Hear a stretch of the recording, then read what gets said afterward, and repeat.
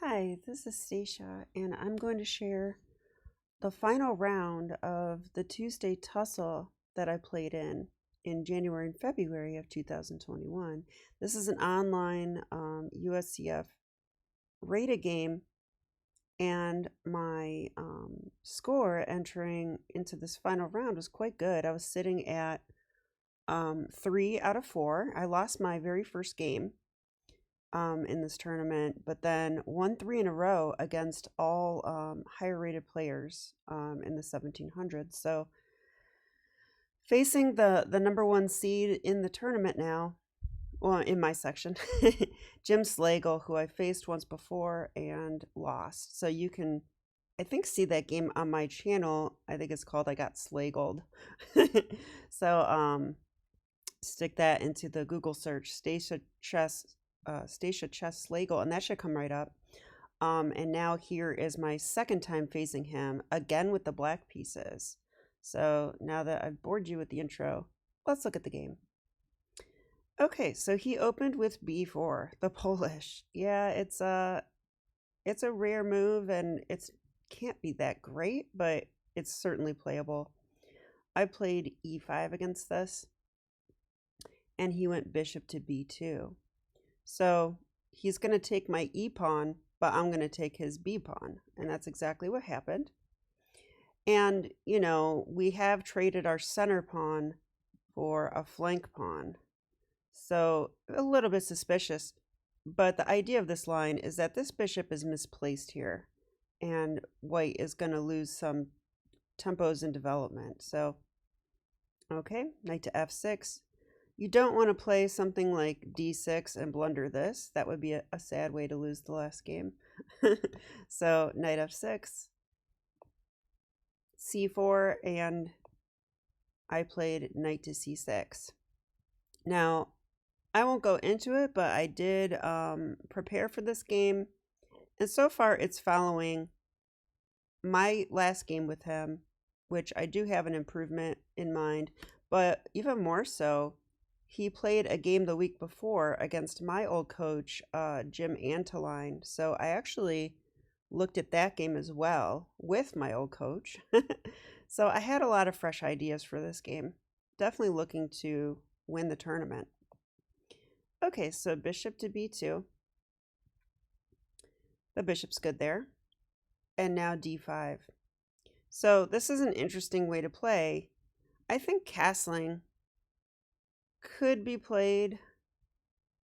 Yeah, castles is probably the main move the computer would give. Let's find out. No, computer likes d5. Castling's a close second, though. Yeah, you can play this way, but it's a little committal. We're committing our king, and then we have to keep a watch on this knight, just in case we don't want this structure, which I got in my first game against Mr. Slagle. Although it turns out you can play that way and then play like king h8, rook g8.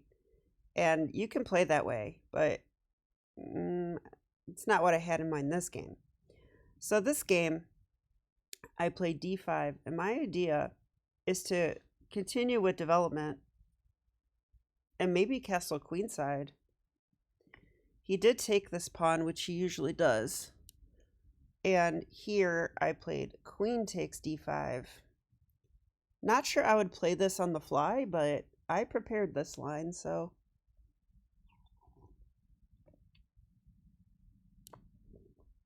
Sorry, I need a sip of coffee.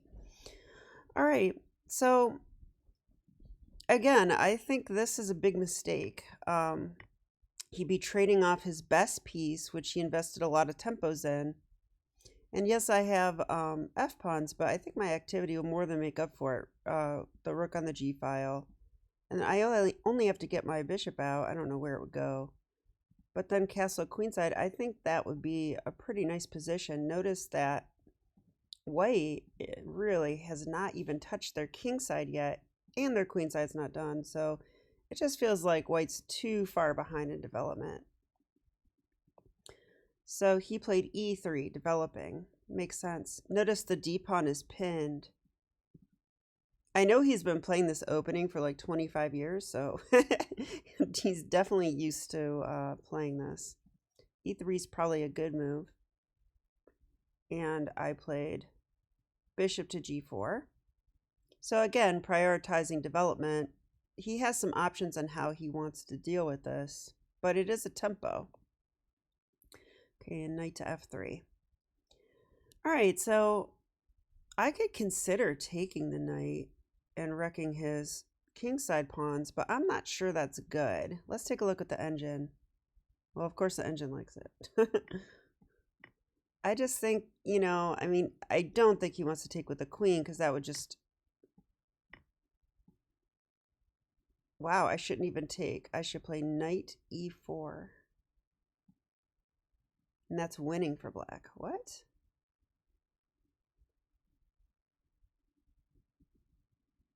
Oh, that's knight e5. I have to play. I was going to say, how's that winning for black? This is actually winning for white now. Takes, takes. Why is it though? Oh, the knight hangs. Okay. So that was a simple remove the defender tactic. So instead, this wins apparently. Yeah, there's so much tactical and strategical craziness in this game, and I don't have a lot of time, so we're not going to go into every line. All right, I'll just tell you what happened. Knight to f3. I could consider taking the knight, but I did not. I'm prioritizing development. Castle queenside. Now, this is a little nerve-wracking because white does have, you know, open C and B files. So I had to look at these lines prior to the game to feel comfortable with this, but I think that just the sheer amount of development that black has compared to white means that I can play for, well, kind of like a gambit style, like play for initiative and pressure and see if I can transition that into something nice for me. Okay. Yeah, and finally a new move. So we followed the Slagle Antoline game until this move. In that game, he played knight to c3. And I believe that Antoline played this. And after, I think it was bishop to e2 from here, he decided to take this and then play like this. Queen c5. Yeah, and this is interesting, you know, so in this game, all that pressure turned into a weak c pawn. And I do think black's slightly better here. But it's probably mostly equal. But at least you have something to play for, right? Okay, that's how that game went. Now, but Slagle played bishop e2 in this game, which is different. I don't have the option to really try to double the pawns anymore. But I could play, what could I play here? I think knight e4 is interesting.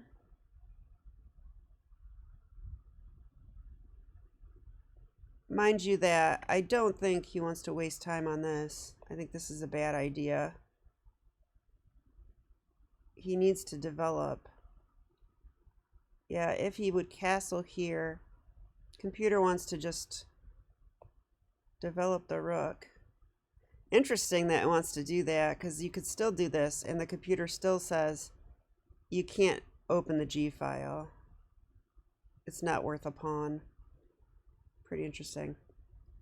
Okay, but instead of knight to e4, I played queen a5. It's probably not as good, but I mean, knight c3 is coming, and unless I want to take that knight, then my queen cannot stay there. So that was the idea there. And I'm placing more pressure on the pinned pawn. Notice that it is sufficiently guarded, but one of the guards is this knight who's still on b1. Okay, but he can block with the knight to c3. Yeah, and here I had to figure out how I want to continue. And I came up with this idea. Takes, takes, but the idea is knight to e5. So I can't play knight to e5 without taking first. And even though I've temporarily relieved myself of the bishop pair, the real thing is that I could take this bishop next, and if he moves it, I can jump in here. And that's the real threat, because it would be a fork. The bishop is undefended on b2. So I liked this plan, and computer approves it. So he went bishop b2, and so here I was planning knight d3 check. I think he has to take, otherwise he loses material. And so my pressure has now transformed into a rook wedge. So I get this in my Smith-Morra games a lot. So I knew that this is good, but I don't necessarily know how to play with this. But I know it's super annoying for white. So I decided to try this. And I must be at least equal, I thought. Yeah, a3. I kind of forgot about this move. I think it's good. And I analyzed this with National Master Michael Jolson, and he gave an interesting line here. He said you could take, sack the exchange, and after takes, check. Now, if the queen moves, we're going to take that rook. So the king has to move. King e2, like, computer hates. So let's go king f1. And I guess you could play like this, because rook d8 comes with tempo. And even though we're down the exchange, let's see, we're up a pawn. We've got a 3 versus 1, and we have lots of activity. And this rook's like out of the game. So it seems like black's better here. And that's what the computer's saying. Wow. So kudos to Michael Jolson seeing that line. I didn't see that during the game. I was constantly looking at these sacks too, and I didn't see that. All right, so I simply retreated my bishop. I thought maybe the bishop could come here at some point. Queen c2. I think his idea here is rook to d1, because this is a major weakness and a major thorn in the white position. Okay, so I doubled, of course. And now he played rook d1. Very interesting move. I think it's tricky. He's saying if I take this pawn, I think he would go rook back to a1, pinning it. The interesting thing is that there's tons of tactics here. I was looking at them, trying to figure them out during the game, and I kind of failed to do that, so I didn't play it. It turns out it actually is winning. Isn't that crazy? Like, if he tried to play this, we could go rook d2, that attacks the queen. And if he takes here,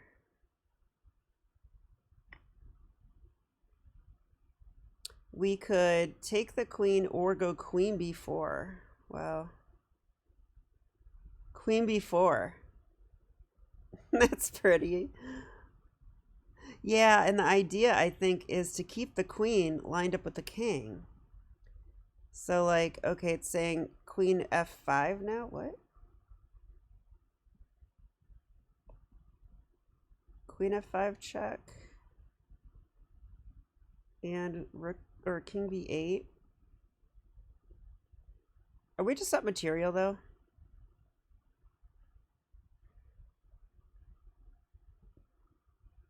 We took a pawn. They took a bishop. So we're going to win material back, it's saying. And here he should castle, but of course he's going to lose a bishop then. Wow, and it says black's winning here.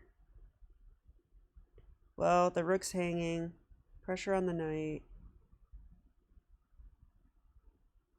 I don't know. Interesting position. I have a hard time assessing these kinds of positions. So anyway, just to show an example tactic. So I just avoided that, though. I did not think that was necessary. And I played knight to g4. Idea being, if he castles, maybe I'll sacrifice. I don't know. If he doesn't castle, maybe I'll sacrifice. I mean, I have the queen could check and stuff. But that was just to tickle him a little bit. Really, I wanted to do this. Because I thought if the knight gets to c4, I think it might be winning if the knight ever gets there. So I'm trying to slowly improve my position at this point because I kind of felt even if he castles, I retain this advantage with the rook wedge and the pressure on the d2 pawn. So I think I can afford to play a little slow here. Okay, he went a4.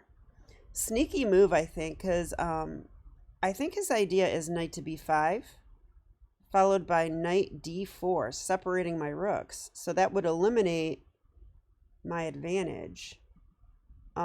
So I actually played a bad move here, c6. The reason is because he could still play this if he wants. Like, this pawn is pinned. It cannot take. Although here, wow, the computer gives knight takes f2. Like I said, there's so many tactics this game. I guess he should take that, but if he does, I go rook d2 check. Wow, what is happening here? And if rook takes, oh, the queen's defending. Look at that. That's a fork. Wow, tons of pretty tactics in this game. I'm not even going over them all. There's so many. Okay, so king b8 I was proud of because I saw. So now I really am stopping knight b5, which would have been a problem. Well, I didn't see knight takes f2. Okay, and he played knight to e4. That does defend the d2 pawn again. It opens up the bishop.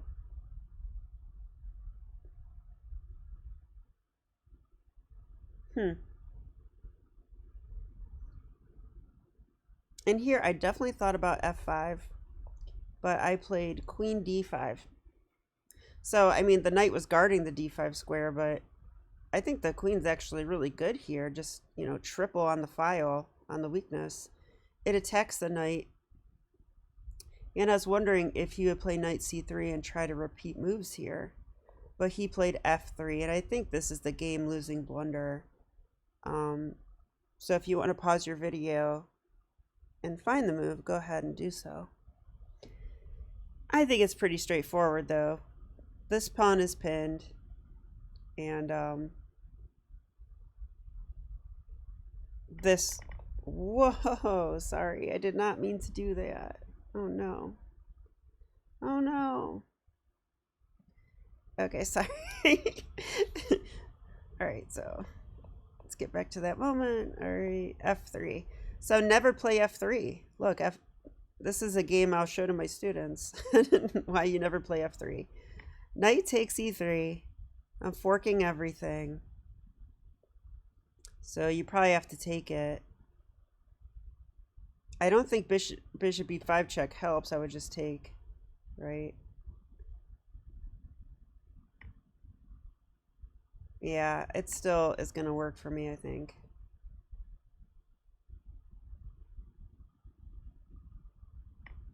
Yeah, I don't know.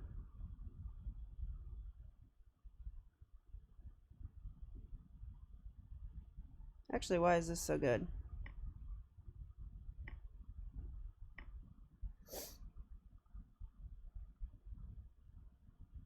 It's probably the 3 versus 1. But also f5. Yeah, the knight is weird. So black's winning here.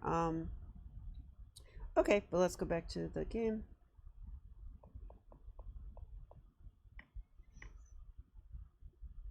Okay, so I took the rook. He took a pawn. I mean, he probably should play a 4 versus 2. I think I agree with that decision. And now I took here, queen d3 check. I'm asking him to trade queens because I'm up material. But he actually played this move, and now I'm not so sure I should take. So I played queen b1 check. And I had 8 minutes here, so unlike many of my games, I wasn't really in time pressure, at least not yet. bishop e4, so I want to play rook here, but so I'm threatening f5 actually. So he stopped it. Yeah, rook d5. I kind of like this move. I'm like kind of saying I might play this anyway, and it stops the bishop check. All right. Yeah, and here I'm just trying to break this open now because his king is not safe, and I thought I should be able to get safe with like a6, and I have a dark square bishop. Okay, check. Yeah, I like this move too. Let's see if it's good. Computer likes h takes. It says everything's winning though. This is also winning. Okay, so I'm attacking the knight, and if he moves the knight, it opens up a lot of threats for me. I might play this. I'm not sure. I might play this. So he actually played that move, which is a check. But now I can take both pieces for the rook, so I did. Okay, so I've got an extra bishop, and I'm probably winning, but this is a little scary still. So I think what I need to do is check the king a million times and try to pick off the pawns. Maybe make mate threats or something if I can. So here, yeah, I like the way this all went. I mean, so I'm threatening checkmate, I think, right? Yeah, I'm threatening bishop d6 checkmate. So he made an escape square, but now I have bishop g5. Yeah, and I was trying to blockade the pawns with the bishop. I like this little idea. And not only that, now the king is blocked out. So I like the way this went. The computer's about to die. He's trying to get counterplay, but there's really not much to have. Check, check, check. Finally the pawns fall. I'll just show the rest of this. I had 2 minutes left, and it's 15-second increment, so I did blunder this pawn. I was like, oh no. But it's fine. I think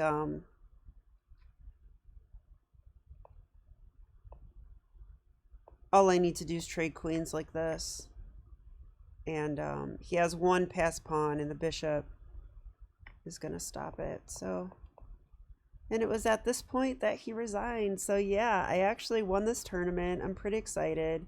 I'll gain some rating points for sure. Although I've noticed, like, unlike over the board tournaments, like if I would beat 4 1700s in a row, my rating would go up like 80 points or so. And it feels like in these online tournaments, my rating will go up like 20 points or something. So it's a little disappointing sometimes, but it is what it is. I just need to get better at chess. So I hope you enjoyed this, and I'll see you next time. All right, bye.